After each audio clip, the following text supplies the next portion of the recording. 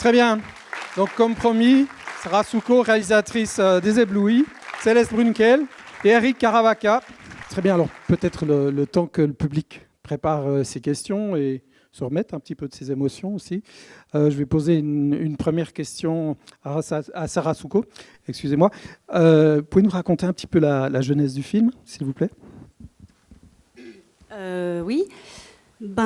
Comme vous avez pu le voir, et notamment avec cette dédicace à la fin du film, donc c'est d'après une histoire que j'ai vécue. Et donc j'ai grandi dans cette communauté pendant des années, et j'ai toujours eu en tête d'en faire un jour quelque chose. Je ne savais pas comment, et puis j'ai grandi, je suis allée à Paris, et puis en tant que comédienne, etc., j'avais vraiment... Le cinéma, c'est quelque chose qui m'a toujours parlé. J'aimais voir des films.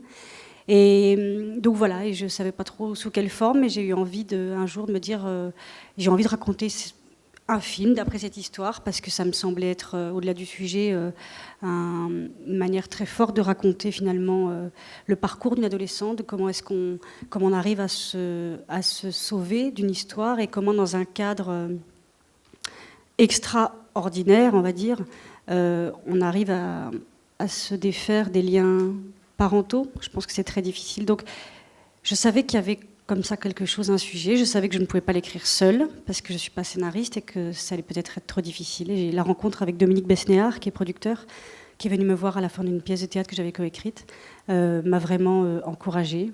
Et alors, on s'est lancé dans l'écriture avec Nicolas Sillol, qui est mon co-scénariste, qui a été formidable. Et on a écrit pendant plusieurs années, parce que je ne voulais pas faire un film dans la colère, je ne voulais pas faire un film d'horreur, il y avait des tas de choses que je voulais raconter, donc ça m'a pris du temps pour trouver la forme. Céleste, une scène comme celle de l'exorcisme, est-ce que c'est difficile, est-ce que ça a été difficile à jouer pour vous ? Oui, mais en fait, il y avait Sarah qui était tout le temps près de moi pour me conseiller, pour m'expliquer si j'avais un doute, si je me sentais mal ou quoi. Elle était toujours là pour moi, même toute l'équipe, les acteurs, l'équipe technique. Et en fait, c'est surtout après avoir fait une scène comme ça qu'on se sent un peu vide, en fait. On se sent un peu... Enfin, c'est étrange. C'est pas dur. Enfin, déjà, c'est une scène physique. Et je sais même pas comment décrire ça, en fait. Mais oui, c'est dur, mais après, on s'y remet. Hein. Ça reste du cinéma. Ouais. Ah mais c'est vrai que c'était des scènes particulièrement difficiles à tourner, qu'on préparait, on n'a pas voulu surdramatiser. Et dans ces cas-là, on a de la chance d'avoir une équipe technique formidable. C'est Evangelo qui faisait la lumière. Et c'est vrai qu'on fait en sorte quand même... Et en fait, c'était un tournage très joyeux, donc il fallait juste être concentré. Mais en soi, 1 heure après, c'était reparti. Enfin, ça allait très bien quand même. Voilà. Alors, je voulais savoir, dans le film, on voit le papa qui est quand même en retrait par rapport à la communauté. Je ne le trouve pas complètement investi. On a l'impression qu'il subit plus. Et ma question, c'était, est-ce que votre papa était comme ça ? Je n'ai pas tellement envie de parler de mes parents. Voilà, c'est quelque chose qui m'appartient, mais ça m'intéresserait beaucoup d'avoir la réponse d'Eric Caravaca sur comment toi, tu as vécu ce retrait-là du personnage. C'est pas, excusez-moi, c'est pas pour défausser, mais voilà, c'est personnel et je pense que j'ai dit beaucoup de choses. Mais d'ailleurs, tu nous as pas tellement parlé de tes parents. Non, mais il était écrit un peu comme ça, ce personnage. Mais il était un peu écrit en retrait. Puis aussi, je crois que c'est quelqu'un, pour moi, je l'ai interprété comme quelqu'un qui essaie de couvrir sa femme, de la protéger, finalement.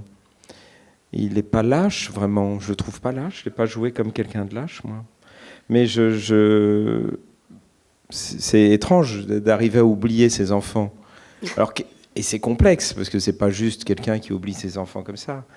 C'est toujours comme dans la vie, quoi. Les choses sont complexes. C'est ce que Sarah a expliqué, comment on se fait embrigader dans un truc comme ça. C'est toujours complexe. Comment on arrive à supporter une relation de couple avec quelqu'un qui est battu ou qui est complètement humilié tous les jours. Ça arrive à des milliers.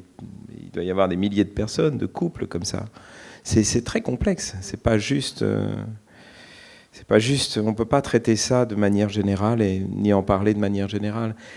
Et en tout cas, si je peux répondre quand même d'une certaine manière à votre question, madame, je pense que c'était important pour moi d'avoir dans le duo des parents justement la complexité dont parle Eric. Je déteste tout ce qui est manichéen, tout ce qui est vraiment trop simpliste, parce que je pense que ça n'est jamais le cas, au-delà de cette histoire.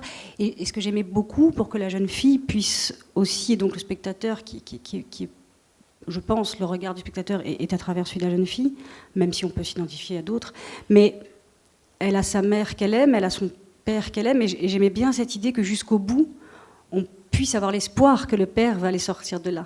Et je trouve que c'est... Enfin, moi, il y a une scène qui me déchire, et Eric Caravaca est, voilà, je pense, porteur de cette émotion, de cette déchirure-là.